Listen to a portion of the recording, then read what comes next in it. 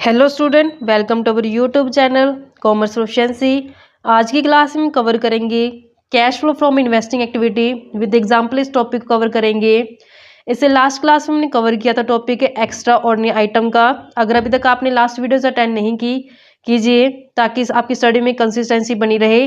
अगर अभी तक आपने मेरे चैनल कॉमर्स प्रोफिशिएंसी को सब्सक्राइब नहीं किया, सब्सक्राइब कीजिए ताकि जब भी मैं न्यू वीडियोस अपलोड करूँ सबसे पहले नोटिफिकेशन आपके पास जाए, आप वीडियोस को सबसे पहले देखो और आपकी स्टडी बूस्टअप हो।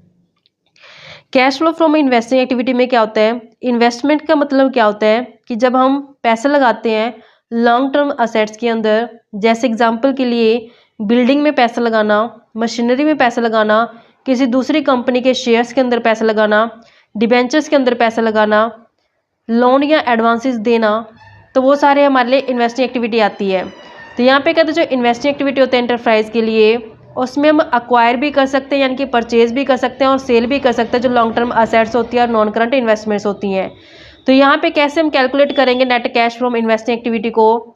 सबसे पहले अगर मान लो कि प्रॉपर्टी, प्लांट या फिर इक्विपमेंट या इंटेंजिबल असेट्स को सेल किया गया है, सेल करने से कैश का इनफ्लो होता है, तो यहाँ पे इसको ऐड कर दिया जाएगा। अगर मान लो कि प्रॉपर्टी, प्लांट, इक्विपमेंट या इंटेंजिबल असेट्स को परचेज किया गया, तो परचेज करने से पेमेंट करनी पड़ती है जिससे कैश का आउटफ्लो हो जाएगा। नॉन करंट इन्वेस्टमेंट को अगर सेल किया गया है तो उससे कैश का इनफ्लो हो जाएगा। अगर रिसिप्ट हो ये इनकम इन्वेस्टमेंट से, चाहे वो नॉन करंट हो चाहे current investment other than marketable security हो, यानी कि मार्केटेबल सिक्योरिटी के अलावा कोई अदर करंट इन्वेस्टमेंट है, तो उनसे जो रिसिप्ट हुई है तो वो भी क्या हो जाएगा, कैश का इनफ्लो हो जाएगा, उसको ऐड कर दिया जाएगा। अगर पेमेंट की गई है परचेज करने के लिए नॉन करंट इन्वेस्टमेंट को, तो परचेज करते समय आउटफ्लो हो जाएगा कैश का। ऐसे ही अगर लोन और एडवांस जो दिए गए हैं, चाहे वो शॉर्ट टर्म लोन दिए गए हों चाहे वो लॉन्ग टर्म लोन दिए गए हों, तो इससे पैसे का आउटफ्लो हो जाएगा, तो इसको नेगेटिव फिगर में हम दिखाएंगे। ऐसे अगर लोन और एडवांस की रीपेमेंट की गई है यानी कि रिसीव हो गया है, पहले तो यहाँ पे दिया पैसा जिससे आउटफ्लो हुआ, जब ये वापस कर दिया जाएगा पेयर द्वारा पैसा, तो इसकी रिसीवमेंट हो गई, तो जिस कारण से ये हमारे पास इनफ्लो हो जाएगा कैश का। जो डिबेंचर्स के अंदर इन्वेस्टमेंट किया था उस डिबेंचर्स के ऊपर अगर इंटरेस्ट मिला है तो वो इनफ्लो हो जाएगा। जो शेयर्स के अंदर इन्वेस्टमेंट की थी अगर उस शेयर्स के ऊपर डिविडेंड मिल गया है तो इनफ्लो हो जाएगा कैश का। अगर बिल्डिंग को किराए पर देकर के किराया मिला है, रेंट रिसीव हुआ है, तो उससे भी कैश का जो इनफ्लो हो जाएगा, तो वो भी हम ऐड कर देंगे। तो इस सबको एडजस्ट करने के बाद हमें नेट कैश या तो इनफ्लो पता चल जाएगा, अगर वो यूज़ की गई तो यूज़ भी पता चल जाएगा इन्वेस्टिंग एक्टिविटी से। इसका हम प्रैक्टिकल क्वेश्चन कवर करते हैं कि प्रैक्टिकल में कैसे इसकी स्टेटमेंट जो देखेंगे। अब स्टेटमेंट कहते हैं कि हमें पार्टिकुलर्स गिवन है, cash flow from investing activity निकालनी है। यहाँ पे परचेज गिवन है, यहाँ सेल गिवन है। प्लांट है जो 6,20,000 का परचेज किया गया है और 2 लाख का सेल कर दिया गया है। ऐसी नेक्स्ट जो इन्वेस्टमेंट की गई है लॉन्ग टर्म के अंदर 2,40,000 की परचेज है, 80,000 की सेल कर दी गई है। गुडविल है जो परचेज के अंदर 1 लाख है। पेटेंट है जो सेल के अंदर 1,50,000 है। तो कहते हैं जो इंटरेस्ट रिसीव हुआ है लॉन्ग टर्म इन्वेस्टमेंट के ऊपर 6,000, तो यहाँ पे इंटरेस्ट रिसीव है तो ये इनफ्लो हो जाएगा कैश का।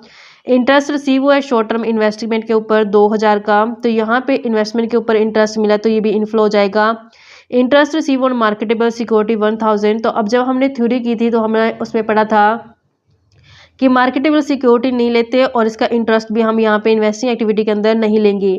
Interest paid on debenture issued 15,000, तो यहाँ पे इंटरेस्ट पेमेंट की गई है, तो इंटरेस्ट जो पे किया था ये फाइनेंसिंग एक्टिविटी का हिस्सा होता है, तो इसको इन्वेस्टिंग एक्टिविटी के अंदर हम शामिल नहीं करेंगे। जो डिविडेंड रिसीव हुआ है शेयर्स के ऊपर जो जिसमें इन्वेस्टमेंट की गई थी, तो यहाँ पे 20,000 का डिविडेंड मिल चुका है, यानी कि हमारी कंपनी ने किसी दूसरी कंपनी के शेयर्स में इन्वेस्टमेंट किया, तो जिससे शेयर्स के ऊपर डिविडेंड रिसीव हुआ उससे 20,000 का, तो इससे कैश का इनफ्लो हो जाएगा।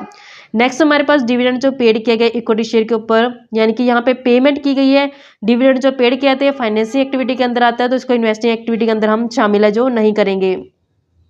ऐसे कहते हैं कि प्लॉट ऑफ लैंड है, यानी कि जमीन का एक ऐसा टुकड़ा है जिसको परचेज किया गया था सरप्लस फंड में से, यानी कि इन्वेस्टमेंट पर्पज के लिए किया गया था, उसको किराए पे दे दिया और उससे किराया रिसीव हुआ है 30,000, तो यहाँ पे जो रेंट रिसीव हुआ तो इससे भी कैश का क्या हो जाएगा, इनफ्लो हो जाएगा। तो अब हमने करनी है इसकी इन्वेस्टिंग एक्टिविटी से कितना कैश का फ्लो हुआ है या फिर यूज हुआ है, कैलकुलेट करके चलते हैं हम। यहाँ पे कैश फ्लो, कैश का फ्लो हुआ किससे, इन्वेस्टिंग एक्टिविटी से, फ्रॉम इन्वेस्टिंग एक्टिविटी, यानी कि cash flow from investing activity है जो यहाँ पे हम कैलकुलेट करके चलेंगे इन्वेस्टिंग एक्टिविटी से।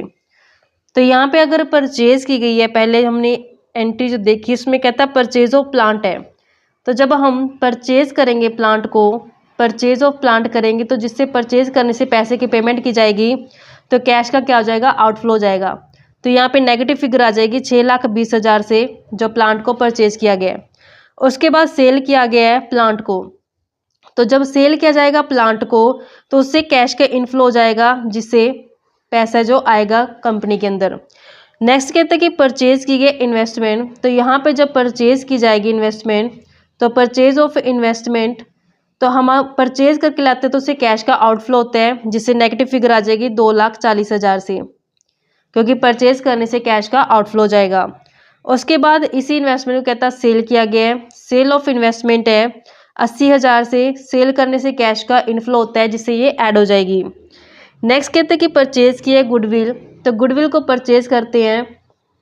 तो यहाँ पे परचेज ऑफ गुडविल, गुडविल को जब परचेज करके लेके आएंगे तो पैसे का आउटफ्लो जाएगा। गुडविल जो परचेज की गई है 1 लाख की, तो यहाँ पे जो नेगेटिव फिगर आ जाएगा 1 लाख का, क्योंकि इससे कैश का आउटफ्लो हो गया है।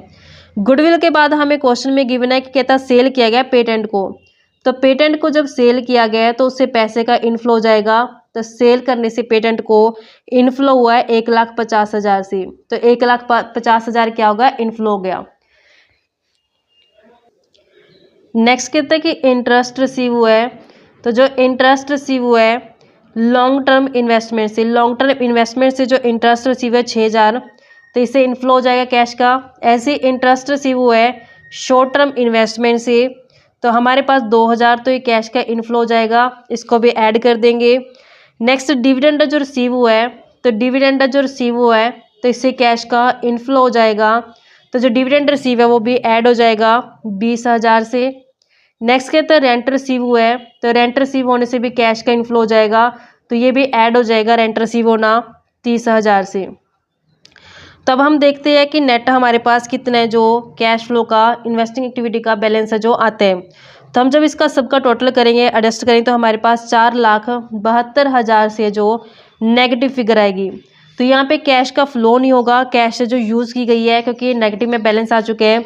तो यहाँ पे हम इसको कैसे लिखेंगे कि जो नेट कैश है वो यहाँ पे यूज़ की गई है, यूज्ड इन इन्वेस्टिंग एक्टिविटी, तो यहाँ पे इन्वेस्टिंग एक्टिविटी के अंदर है जो कैश का यूज़ किया गया है। अगर ये पॉजिटिव होता तो हम लिखते हैं cash flow from investing activity, तो यहाँ पे नेगेटिव फिगर है, इसका आंसर इसको क्या करेंगे, यूज वर्ड इस्तेमाल किया जाएगा। इस तरीके से बच्चों समझा, आई होप कि आपको क्लियर हो गया होगा। नेक्स्ट क्लास में हम कवर करेंगे मिसिंग फिगर निकालना फिक्स्ड असेट अकाउंट बना करके। यहाँ पे हम अब अपना फिक्स्ड अकाउंट वाला यानी फिक्स्ड असेट्स के अकाउंट वाला टॉपिक कवर करेंगे। ऐसी रेगुलर वीडियो देखने के लिए आप मेरे चैनल कॉमर्स प्रोficiency को सब्सक्राइब, लाइक एंड शेयर करें।